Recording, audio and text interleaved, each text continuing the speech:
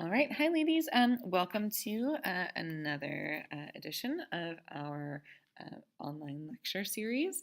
I am going to start off today by talking about Chapter 6, Why You Should Save, or Why Save.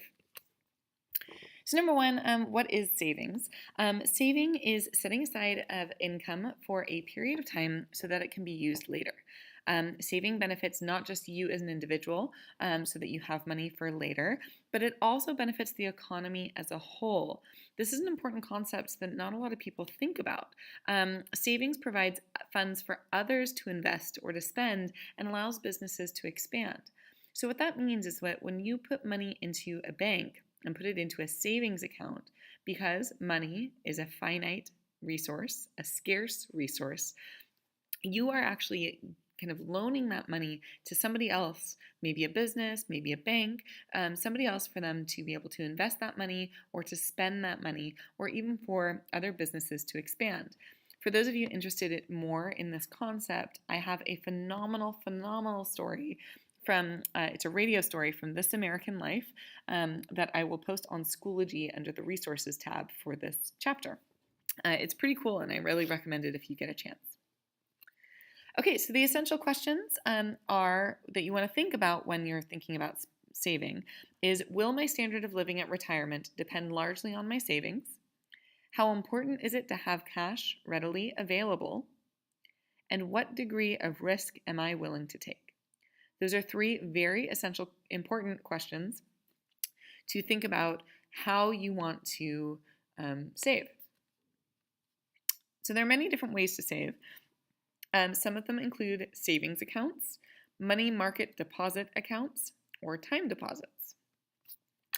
A savings account is an interest-earning account that has no maturity date, meaning you can take the funds out whenever they don't get to a certain point and then become accessible, and from which funds can be withdrawn at any time without a penalty.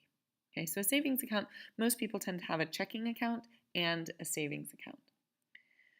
A money market deposit account is slightly different. A money market deposit account is an account that pays relatively high rates of interest, and it requires a minimum balance of about $1,000 to $2,500, and it allows immediate access to the funds through checks. So you don't have a debit card, or you don't really withdraw any other way except for through checks. Number three is time deposits. These are also called certificates of deposit, or CDs for short, and they are savings plans that require savers to leave their funds on deposit for certain periods of time, maturity, with higher interest rates than regular savings accounts and a penalty for withdrawing funds before the maturity date. Okay, so these time deposits, you put the money in, you leave it there for a set period of time, and in exchange for not touching that money while it's put away, you get a higher interest rate than a regular savings account. But there's a penalty for touching those funds before the maturity date. Okay, so insuring deposits. There are several federal agencies that help to insure your deposits. And these happened after the stock market crash of 1929.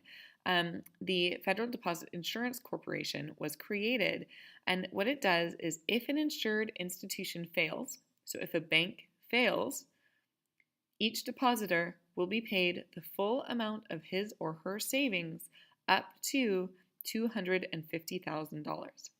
Now, $250,000 is a pretty good chunk of change. So if you have that money put away and something goes wrong where a bank fails, the FDIC, which insures savings, money market deposit accounts, CDs, and checking accounts, will reimburse you up to $250,000. Another federal agency that does a similar thing is the National Credit Union Association, and that's for credit unions. Okay, so investing. When do you invest? A big thing to note is that if you're making an investment, you're taking a risk with your savings. Otherwise, if it's in a savings account, it's pretty safe, right? Not only is it insured, but it's sitting in a bank somewhere, just casually accruing interest, but it's not also earning you a significant amount of money on top of that interest that you're earning. So many people choose to invest their funds in a number of different ways, which I'm about to go over. But if you choose to invest your funds, you should know that it's more risky than just leaving it in a savings account. So this is some of the investing vocabulary that you need to know for this unit. Stockholders, capital gain, capital loss, tax-exempt bonds, treasury bills, treasury notes, treasury bonds, broker, over-the-counter market, stock market indexes, mutual fund, money market fund, and I'm also going to add on there bear market and bull market. I'll cover all of these in the coming slides.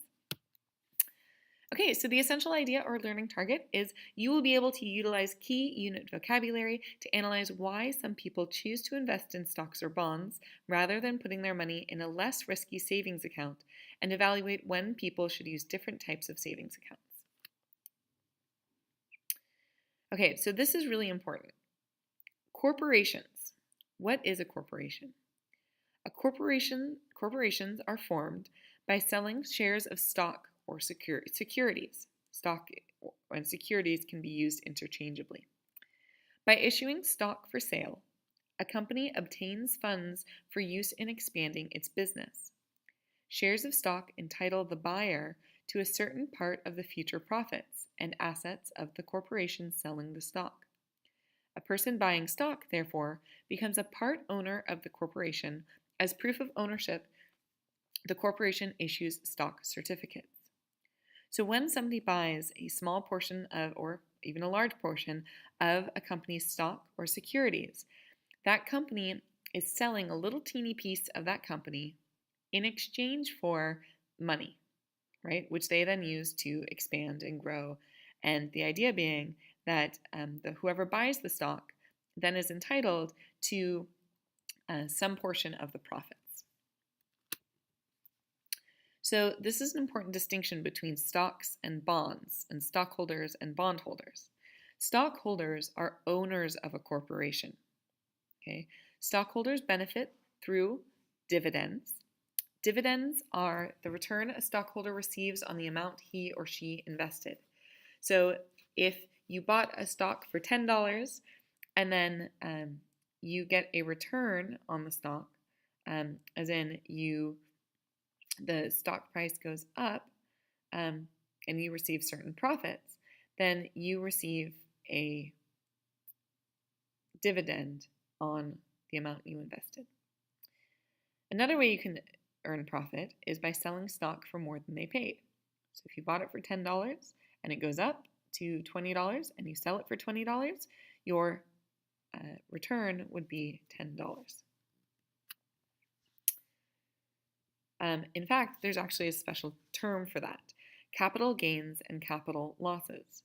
If you buy a stock at $10 and it sells for $20, your profit of $10 is something called a capital gain.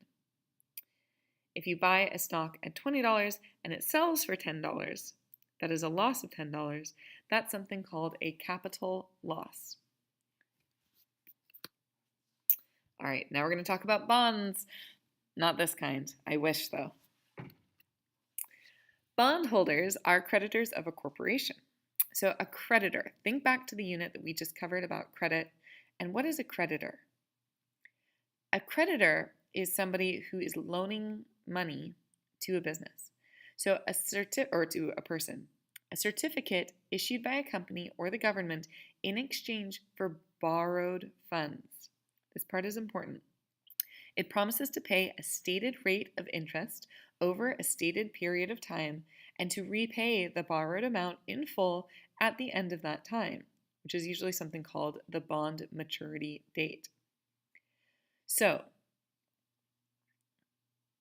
they tend to be much less risky than stocks. There are many different types of bonds. We're going to start with something called a tax-exempt bond, which you could probably guess means it is exempt or excluded from paying taxes on the interest. So the interest is not taxed, which is really good for people who are getting bonds in very, very large amounts of money. because the interest is much more significant on a big amount of money than it would be on a small amount. Then you have something called savings bonds. Savings bonds are bonds issued by the federal government as a way of borrowing money. They are purchased at half the face value and increase every 5 months until the full face value is reached. They can range from $50 to $2,500. So the example below that's a picture of an actual American US bond, savings bond, and that's for $200. But since it was purchased for half of the face value, it was purchased for $100, and which increases every 5 months until the full face value of $200 is reached. Then another type of bonds are things called treasury bills, treasury notes, and treasury bonds. These are different types of certificates that are issued by the U.S. Treasury in exchange for, and these all vary. So a treasury bill is a minimum amount of $100 and maturing in a few days or up to 26 weeks.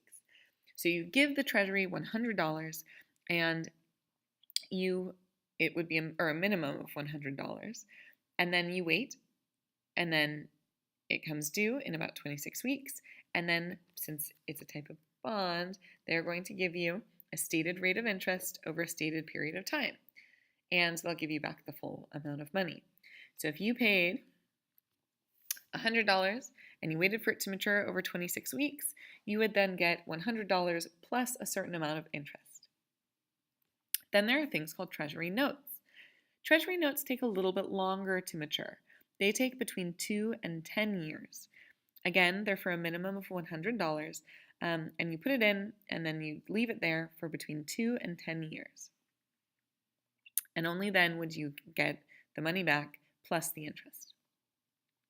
And then you have treasury bonds. Treasury bonds, those are for a little bit longer. Those are for 30 years. And they're for, again, a minimum of $100.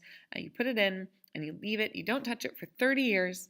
And then once it matures, you could cash out the bond and you would get your money back plus the interest. Okay, this is that key term that I added on. This has to do with stock markets. So first of all, what is a bull market? And then, behind the picture it says, what is a bear market?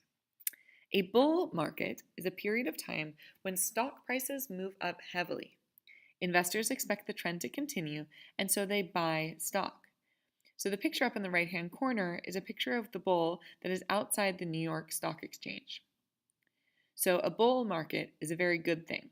They want a bull, right? It's aggressive, it's good. A bull market is a good thing. You want a bull market. A bear market is not so good. A bear market, despite go Bears, I know it's a little sad, but a bear market is when stock prices have been dropping for a period of time and investors sell stock in expectation of lower profits. Stock and bond market. Stocks are bought and sold through brokers online. So there's a number of different stock exchanges. The New York Stock Exchange, Euronext. Euronext was a European stock exchange that merged recently with the NYSE, the New York Stock Exchange, to become the largest in the world. It only trades in corporations. It only trades stock in corporations that must be financially stable and they must be profitable. So it's a big deal for a company to make it onto the New York Stock Exchange. That means it's financially stable and profitable. I thought this was really interesting. This is a video of a New York Stock Exchange floor tour. Here we go. So good morning and welcome officially to the New York Stock Exchange. My name is Jim Byrne and I'm going to be your host this morning. And there's the bell. It rings for about 15 seconds, so it gets a little bit loud, but the bell does signify the beginning of trading every single day. So you can now begin trading stocks. So this is where we're going to start our tour. We're in what's called the garage. We have 2 main trading rooms that we operate out of. One is the garage. We're going to go into the main room in a couple of seconds. What you see behind me is our information board. How many of you are in school right now? Raise your hand, right? So how many of you have a place that you have to go back to, write down assignments, something maybe you forgot? That's kind of what this is. We have a lot of information on here for the traders, for the brokers. We have currencies, bonds, we have indexes, equities, and up top what you see is this a ticker, our high-tech ticker tape. Long time ago, it used to kind of would come out of a piece of paper. Now you can just see it kind of scrolling across here electronically. So this is a place people can come back to. They can check things out. But who wants to take a walk rather than look at the board? Let's go. We're going to take a walk. All right, so we're going to go this way. So guys, what you're seeing as we walk through, you're looking at traders executing stocks not only on behalf of their own accounts, but on behalf of their customers. Come on, don't be shy.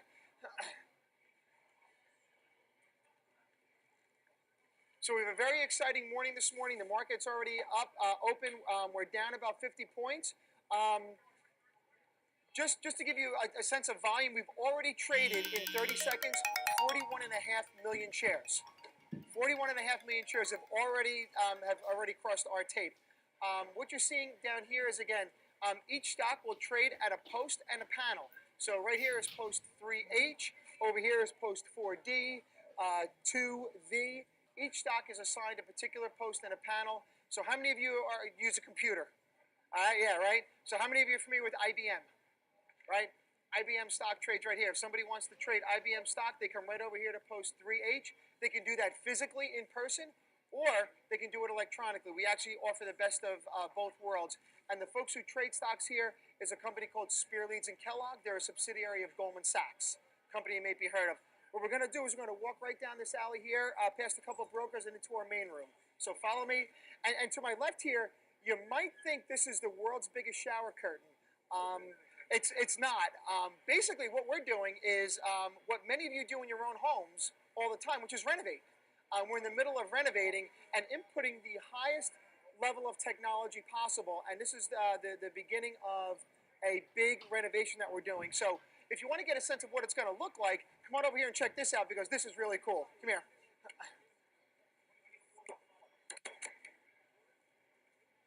So as we make our way over here, what you're seeing is a lot of the same things that we saw back in the garage. You have brokers executing orders on behalf of their customers. And then you also have a very special person down here called a designated market maker. Those folks are designed to specifically trade individual stocks on behalf of their customers. And so right over here you see Knight Capital. Right behind you you see Barclays Capital. And what these firms are mandated to do, which is use their own money to make sure that the markets continually are moving, whether it's up or whether it's down. They're committing their capital and doing that. What you see along this wall here is the latest in our home improvements. And what you see here is all of the latest state-of-the-art trading pods for brokers. So here, just jump in here real quick and just sort of check it out. It's just kind of take a peek in here. But what these guys are doing is they're actually executing orders not only for themselves, but also for their customers.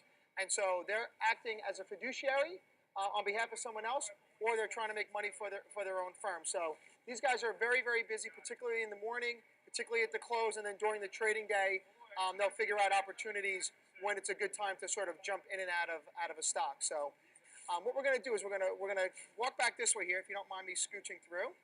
We're going to go this way. So in addition to being the world's largest marketplace, we're also a pretty big television studio. And so you've got Fox Business down here. Come on over, it's going to get really crowded over here. We're going to make our way this way, folks.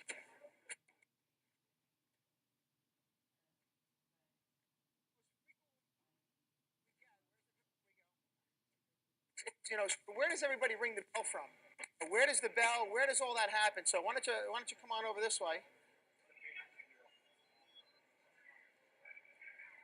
And so it is by far the most frequently asked questions. Come on down here, folks, and you can actually see where they actually ring the bell from every single day.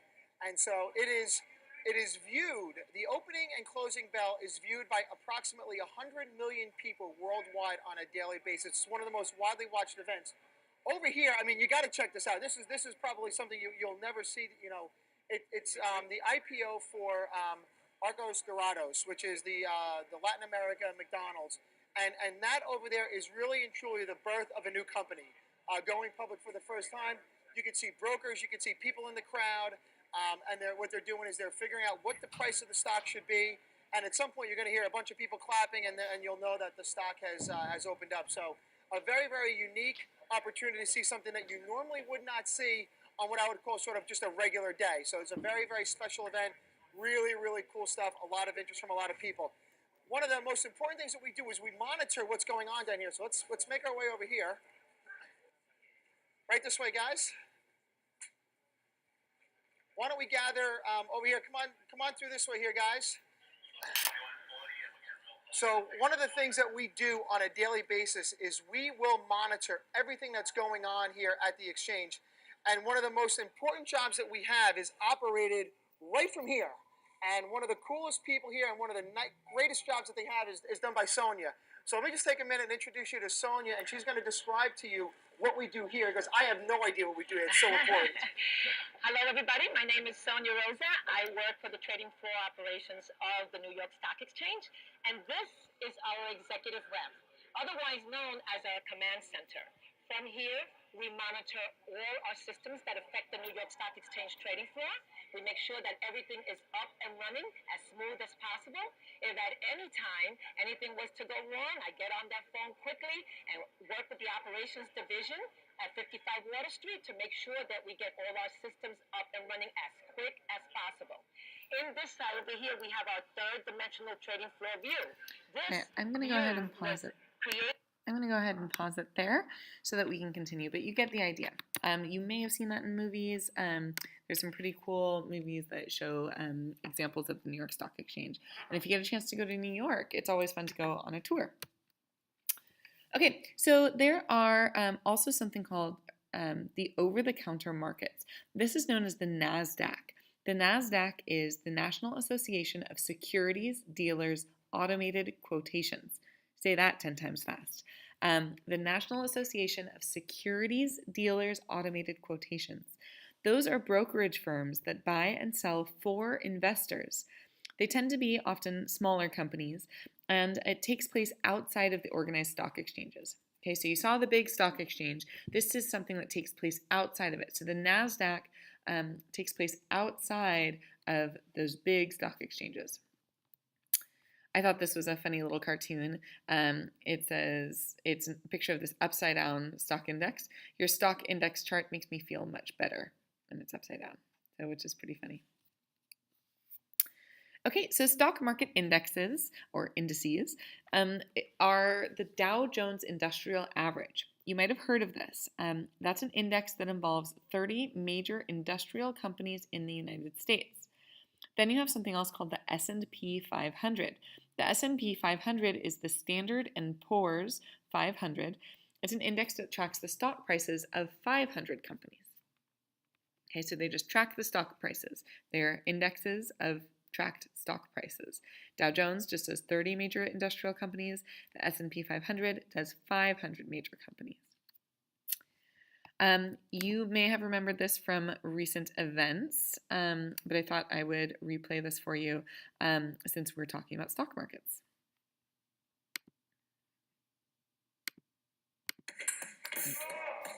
Sorry, we have to watch this commercial of these guys fencing because they're so upset about the stock market.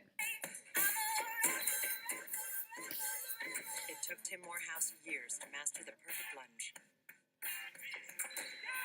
But only one attempt to master depositing checks at Chase ATMs.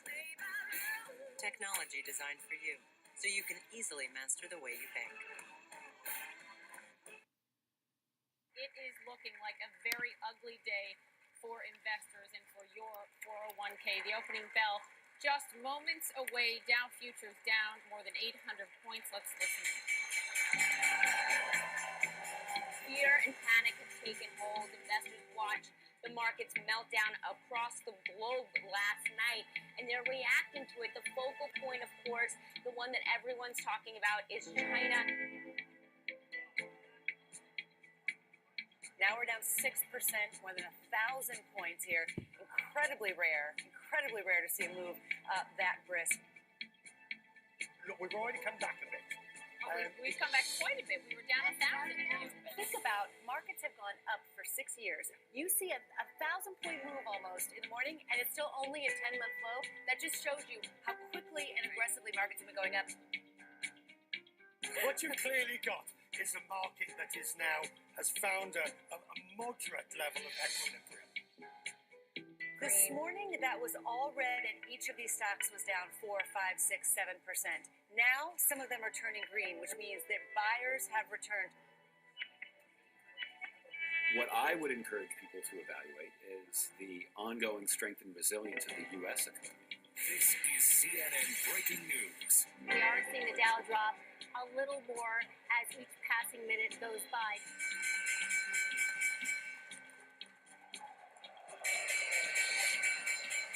This really wasn't expected. I mean, yes, the sell-off was expected, but not something like this. And then, of course, we went through these roller coaster moves, and everybody sort of knows here on the floor that we haven't seen the end of it yet.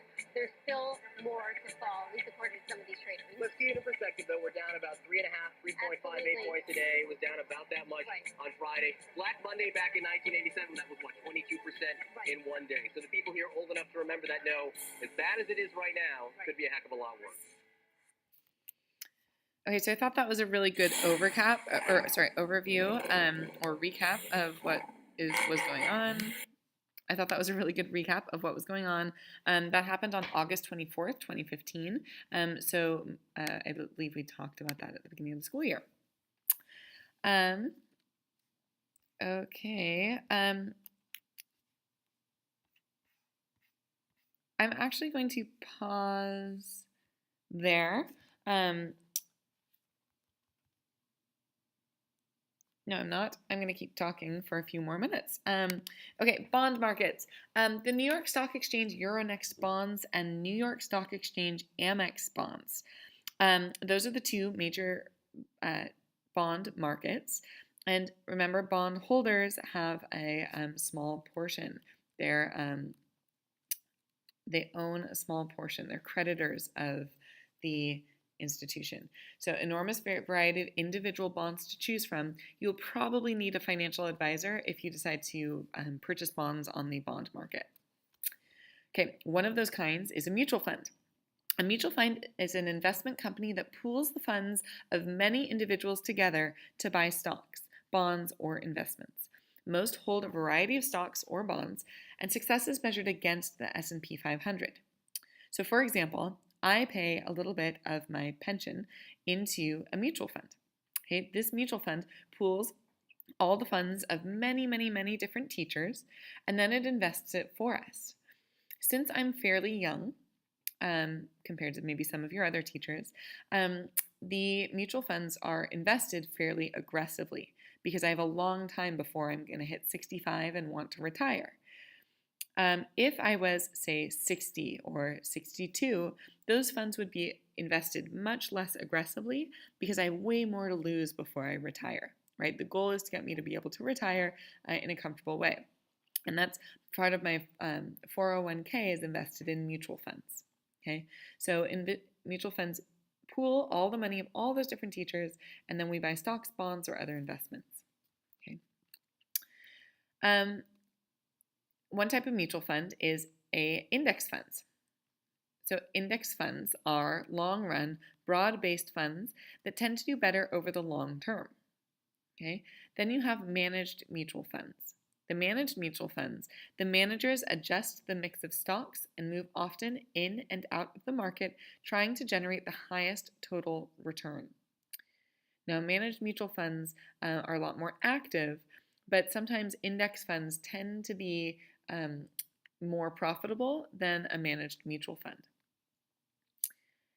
The last kind you have is a money market fund. So there's the last of the three kinds of mutual funds. You have index funds, managed mutual funds, and money market funds. A money market fund is a type of mutual fund that uses investors' funds to make short-term loans to businesses and banks. Okay, so they're loaning out little money on short term, so we're talking about 10 years or less, to businesses and banks. Okay, so name 3 of the types of mutual funds. Think if you can do it. Look at your notes. They are index funds, managed mutual funds, and money market funds. Okay, government regulation. The Securities and Exchange Commission, also called the SEC, was created in 1934 to help prevent another 1929 stock crash.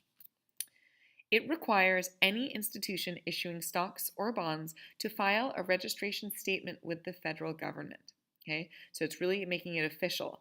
It's saying that if you're going to issue stocks or bonds, you must have a registration statement with the federal government. Then there's something called a prospectus. And a prospectus must be given to each potential buyer of stocks or bonds, and a prospectus lists the amount offered, the price, and the company's projected use for the amount raised by the stocks or bonds. Okay, so again, these are 2 important things that the SEC and the SEC Act established. So the SEC also is supposed to help prevent things like Ponzi schemes from happening. Ponzi scheme, this is important, I think, for you to know because it happened recently. Investment opportunity doesn't sleep, so neither do we. Apologies for another video. Or, sorry, another ad. 3 seconds, 2, 1. Ponzi scheme has become an expression to describe any sort of scam or con game, but it actually has a history of its own. Its roots go back to Charles Ponzi, who pulled off the most successful example of this type of fraud in the 1920s. A Ponzi scheme is a scam where the returns given to early investors are paid for with the investments of later investors. There is never any actual business or profit generation. The return to investors consists solely of the money obtained from new investors, minus a cut for the criminal running the scam. Ponzi operators resemble legitimate investment management operations, but they often claim to use obscure or secret trading strategies. Ponzi schemes attract investors by promising incredible returns that investors can't find in the market. Early investors in a Ponzi scheme are usually unaware that it's a scam and may recommend the investment to others, but they do not benefit from these referrals. In the end, these scams always collapse, either because legal authorities find them and shut them down, or because the people running the scam run out of new investors to defraud. Because there is no actual business or investment strategy being followed, the lack of new investors leads to plummeting returns. When this happens, many investors will withdraw their money, if there is any money left. Sometimes the operator of the scheme takes the remaining money and tries to disappear when he sees that no new investors are buying in. Skepticism is an investor's best defense against a Ponzi scheme. If the returns sound too good to be true, they probably are. Okay, so thank you, Investopedia, for that wonderful video about Ponzi schemes. And why I think these are relevant are because of a guy named Bernie Madoff. Bernie Madoff is this guy right here, and he did a massive Ponzi scheme. Often he defrauded people of their retirements. This is a fabulous article from The Economist. It's called Con of the Century that I highly recommend. So back in 2008, Bernie Madoff convinced a lot of people of a Ponzi scheme and scammed a lot of people out of their retirements. Some people's grandparents are left without any money because of him. So the government also regulates something called insider trading. Insider trading is the trading of a public company's stock or other securities, such as bonds or stock options, by individuals with access to non-public information about the company. In various countries, trading based on insider information is illegal. Okay, so that, for example, would be selling your stock when you find out that something's going to go poorly. So I thought this was a good article because it does a really good job of breaking it down.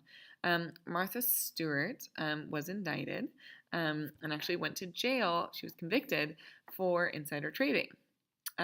She owns shares in a company called I Am Clone Stock, which was a biopharmaceutical company which manufactures drugs in the United States, mostly for cancer patients. ImClone was experimenting at the time with a special experimental drug called Erbitux, which was to be used in infusions for patients with certain types of cancer. The drug was submitted to the FDA, which it failed to get. When this happens to a medical company, oftentimes the company's stocks will take a dive because the stockholders' high hopes for the drug to make money have been dashed. A doctor who helped found the company was arrested for advising friends and family members to sell the stock before the announcement was made by the FDA and the stock dropped in price. Martha Stewart was one of the individuals who allegedly got caught taking such advice. Martha Stewart sold over $200,000 of the ImClone stock she owned, saving herself $45,000 in the process. She received the information through her stockbroker and was indicted by the government a year and a half later. Okay. So it ended up getting so bad that she had to go before court, and she was arrested for securities fraud, obstruction of justice, and other lesser crimes. She served 5 months of prison and 5 months of house arrest and 2 full years of probation. So just kind of a pop culture reference that you shouldn't do insider trading, especially if you're famous. This stocks and the stock market have also been in the news quite a bit recently, between The Wolf of Wall Street, which is a popular film. I'm not going to show you the trailer, but feel free to watch it on your own. It is a rated R movie, so for those of you who are under 18, I'm sorry, but you can't watch it. Okay, investment for retirement. We just have a few last slides. Okay, pension plans. What is a pension plan? A pension plan is a company that provide retirement income for their workers. An example of a pension plan would be a 401k. A 401k is when a portion of your paycheck is withheld and the company matches the amount and invests it in stock or bonds. As long as you don't exceed a certain amount, you do not pay federal income tax on it until you withdraw funds from the plan at retirement. So that example I gave you guys earlier about my teacher 401k would fall under this category. You can also have individual pension plans. Those are for self-employed people. Something like this would be the Keogh plan. They are a retirement plan that allows self-employed individuals to save a maximum of 25% of their income up to a specified amount each year and deduct that amount from their yearly taxable income. You can also have something called an IRA, an individual retirement account. You can contribute up to $5,000 per year and deduct those contributions from taxable income. So it is not taxed in the year it is contributed, and you only pay taxes when you take out funds after age 59 and a half. It's something called a tax-deferred account. Then there's something called a Roth IRA. And a Roth IRA, similar to a regular IRA, you can contribute up to $5,000 a year, but you do not get to deduct your contributions from your taxable income. And all of the interest you earn on your account is tax-free forever. It's a big perk. When you take out funds from your Roth IRA, you pay no additional taxes, but you do still pay a big penalty. Okay, so now the big question. Do you save or do you invest? So how much to save and how much to invest is determined by each individual's income, risk tolerance, and values. Risk, obviously investing is much more risky than having it sit in a savings account, but what you don't risk, you don't earn in the potential benefits. So again, it's a little bit of a trade-off. Then you have diversification. The more diversified your savings are, it's when you spread of investment among several different types, you tend to lower the overall risk. Because if one thing goes kaput, then you have your savings in another option. And also you have to think about your values. Where do you value your money? And what types of companies do you want to invest in?